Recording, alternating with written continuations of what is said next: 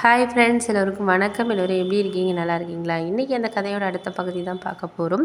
அதுக்கு முன்னாடி நீங்கள் செய்ய வேண்டிய விஷயம் என்ன அப்படின்னு கேட்டிங்கன்னா, மறக்காமல் நம்ம சேனலை சப்ஸ்கிரைப் பண்ணிக்கோங்க. கீழே இருக்க பெல் பட்டனையும் கிளிக் பண்ணுங்கள். அப்போ தான் நான் வீடியோஸ் போட்டோடனே உடனுக்குடனே உங்களுக்கு நோட்டிஃபிகேஷன்ஸ் வரும். ஸோ மறக்காமல் சேனலை சப்ஸ்கிரைப் பண்ணிவிட்டு வீடியோ பாருங்கள் ஃப்ரெண்ட்ஸ். வாங்க நம்ம கதைக்குள்ளே போகலாம். அதுக்கப்புறம் நான் யோசித்த விஷயம் என்னென்னு அப்படின்னா, சரி நம்ம ஏதாச்சும் ஒரு விஷயத்தை வந்து கிடைக்கணும் அப்படின்னு சொன்னால் கொஞ்சம் கஷ்டமாக தான் இருக்கும். 10 நிமிஷம் முன்னாடி போனோம், இப்போ 1.5 மணி நேரம் ஆகுது. நம்மளுக்கு சேலரி எல்லாமே இதாக இருக்குல்ல, அது வரைக்கும் சந்தோஷம் அப்படின்னு சொல்லிட்டு.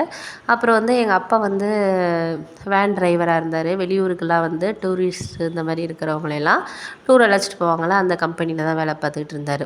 அவர் வந்து வாரத்தில் ஒரு நாள் அப்படி தான் வீட்டிலேயே இருப்பார். மற்ற நாள் ஃபுல்லாகவே வந்து வண்டியில் வேறு ஊர் ட்ராவல் பண்ணுறது அப்படின்னு தான். மாதத்துக்கு அவருக்கு ஒரு 20,000 சம்பளம் கிடைக்கும் மாதம். அதை வச்சு நாங்கள் வாடகை வீட்டில் இருந்ததுனால வாடகை கொடுத்துக்கிட்டு அக்காவுக்கு ஒரு 15,000 சம்பளத்தை வாங்கி தான் அக்காவுக்கு நகை எல்லாமே கொஞ்சம் கொஞ்சம் அம்மா வந்து சீட்டு பணம் அதுக்கப்புறம் குழுவெல்லாம் எடுத்து தான் வந்து நகை சேர்த்தாங்க. நகை சேர்த்ததுக்கப்புறம் தான் வந்து அதை வச்சு தான் கொஞ்சம் ஓரளவு அக்காவுக்கு ஒரு 10 பவுன் கிட்ட இப்போ சேர்த்துட்டாங்க. அதனால தான் மாப்பிள்ளை பார்த்து இந்த விஷயத்தில் கல்யாணம் பண்ணணும் அப்படின்ட்டு சொல்லிகிட்டு இருந்தாங்க. அதுக்கப்புறம் நான் வந்து அம்மா கிட்டே இந்த மாதிரி கேபெல்லாம் அவங்களே இது பண்ணுறாங்களாம்மா, நம்மளாம் போக தேவையில்லையா அப்படின்னோன்னா அம்மா கொஞ்சம் சந்தோஷமாக இருந்துச்சு. ஏன்னா அம்மா என்ன நினச்சாங்கன்னா 2 பஸ் மாறி போகணும், நாங்கள் இருக்க ஏரியாலேருந்து ஒரு 1/2 hour ட்ராவல், அதுக்கப்புறம் ஒரு 1 மணி நேரம் கிட்ட ட்ராவல் பண்ணணுமே அப்படின்னு சொல்லிட்டு தான் அம்மா கொஞ்சம் கவலைப்பட்டாங்க. ஆனால் இங்கே வீட்டுக்கு பக்கத்துலேயே வந்து அந்த தெருமுனையிலே பஸ் வந்துடும், 7:30 மணிக்கெலாம் ஆனால் இருக்கணும் அப்படிங்கிற மாதிரி சொன்னோன்னே, சரிம்மா கொஞ்சம் சீக்கிரமாகவே எழுந்திரிச்சு நம்ம கிளம்ப வேண்டியதா அப்படின்னு சொன்னாங்க.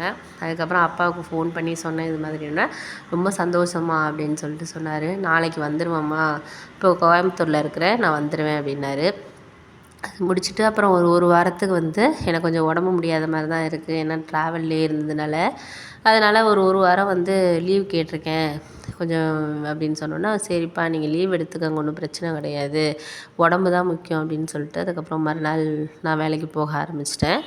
ஏன்னா மறுநாள் அவங்க என்ன சொன்னாங்கன்னா 10 days வரைக்கும் நீங்கள் வந்து ஜாயின் பண்ணுறதுக்கு டைம். ஆனால் நான் என்னென்னா, முன்னாடியே ஜாயின் பண்ணோன்னா நமக்கு சேலரி வரும் அப்படிங்கிற ஒரு காரணத்துக்காகவே மறுநாளே நான் வரேன் அப்படின்னு சொல்லிட்டு 7:20க்கே போயிட்டு நான் காலையில் ஸ்டாப்பிங்கில் நின்னேன். அந்த டிரைவர் நம்பரை எங்கள்கிட்ட கொடுத்துருந்தாங்க. ஏதாச்சும் ஒன்றுனா நீங்கள் அந்த இருக்கவங்க பஸ்ஸில் இருக்கவங்கள்ட்ட கால் பண்ணி கேட்டுக்கலான்ட்டு. அவர் இன்னும் ஒரு 5 நிமிஷத்தில் பஸ் வந்துருமா உங்கள் ஏரியாவுக்கு அப்படின்னாரு.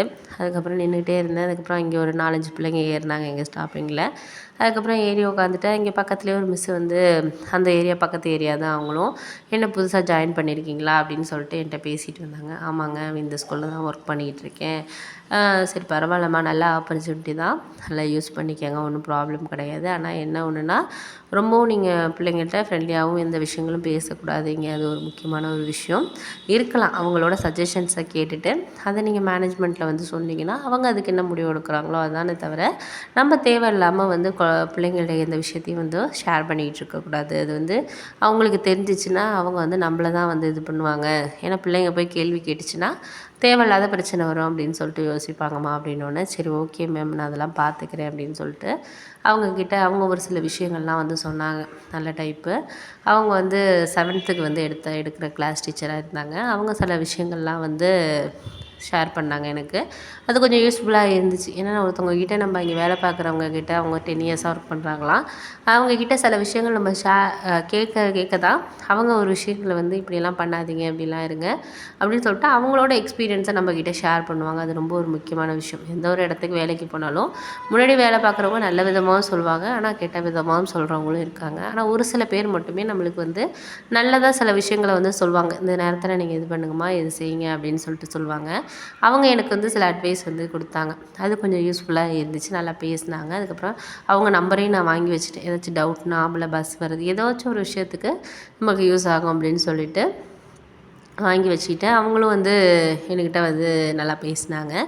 அதுக்கப்புறம் வந்து ஸ்கூலுக்கு போயாச்சு. அதுக்கப்புறம் வந்து ஃபஸ்ட் ஹவர் வந்து எப்படி எடுக்கணும் கிளாஸ் என்ன அப்படின்னு சொல்லிட்டு எல்லாமே இங்கே உள்ள எனக்குள்ளே அந்த கோஆர்டினேட்டர் வந்து 3rd 4th உள்ளவங்க வந்து எனக்கு சொல்லிக் கொடுத்தாங்க.